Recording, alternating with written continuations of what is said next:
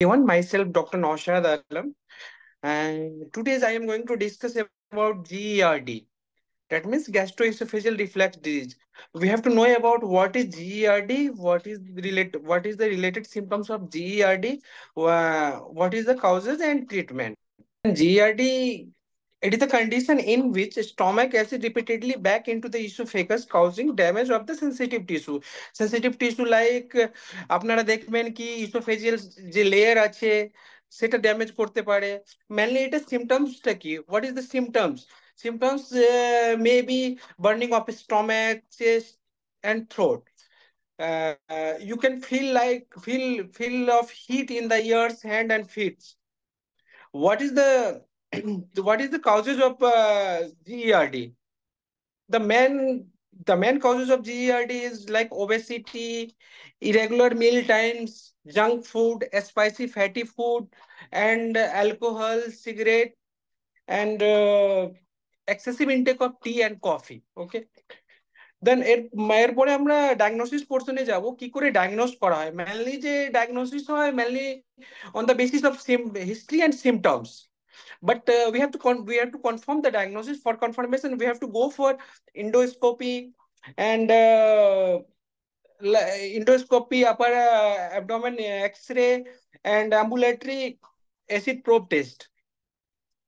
Then we have to discuss now we have to discuss about what is the treatment related treatment of GERD.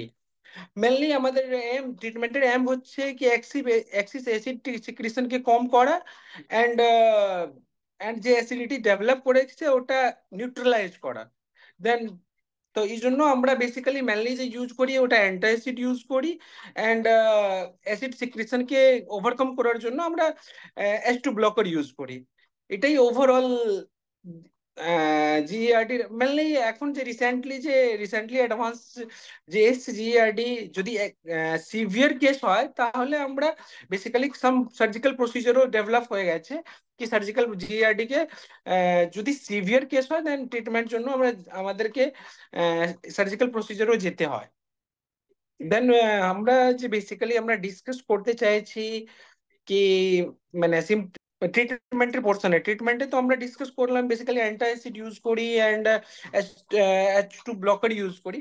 এর ছাড়া আমরা food habit change মানে আমরা যে overcome করার জন্য ফুড হ্যাবিট আমাদেরকে চেঞ্জ করতে হবে। ফুড হ্যাবিট চেঞ্জ করতে বলতে আমি বলতে চাইছি বেসিক্যালি জাঙ্ক ফুড অ্যাভয়েড করতে হবে, মেনলি স্পাইসি ফুড, যে হাই ফ্যাট ইনটেক যে হয় হাই ফ্যাটি ফুড হয় সেটা অ্যাভয়েড করতে হবে।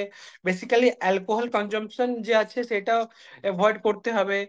অ্যান্ড আমরা যে বেসিক্যালি যে আমাদের অ্যাডিকশন থাকে tea coffee, excessive tea coffee আমাদেরকে অ্যাভয়েড করতে হবে। মেনলি একটা পয়েন্ট আমরা আর অ্যাড করতে চাই, বেসিক্যালি জিআরডি যে আছে স্ট্রেস ইনডিউসও হয়। যদি আপনি বেশি স্ট্রেস নেন যে কোনো এক্স ওয়াই জেড যে কোনো কারণ হতে পারে, যে কোনো কারণে যদি আপনি স্ট্রেস নেন ওখান থেকে স্ট্রেসও মেনলি স্ট্রেস জন্য মেনলি এক্সেসিভ অ্যাসিড সিক্রিশন হয়। অ্যাসিড সিক্রিশন হলেই সেটা রিফ্লাক্স শুরু হয়ে যায় অ্যান্ড সেটা জিআরডি কাউজ করে বেসিক্যালি।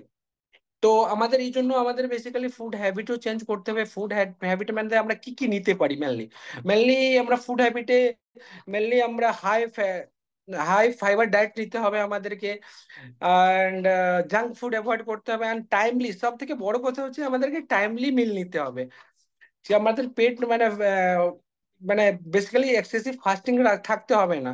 মানে বেসিক্যালি যদি আমরা এরকম সিমটমস বোধ করছি দেন আমাদেরকে স্মল স্মল অ্যামাউন্টে ফ্রিকোয়েন্টলি ফুড নিতে হবে। কোনো সময় অ্যাবডোমেন যদি ফাঁকা থাকে তখনই এক্সেসিভ অ্যাসিডিটি হয় অ্যান্ড জিআরডি সেটা ডেভেলপ করে যায়। তো ছোট ছোট জিনিসই আমাদের মনে রাখতে হবে, সেটার জন্য আমরা ঠিকঠাক আমাদের যে সিমটমস হয় ঠিকঠাক আমরা জিআরডি থেকে বাঁচতে পারবো বেসিক্যালি। Thank you.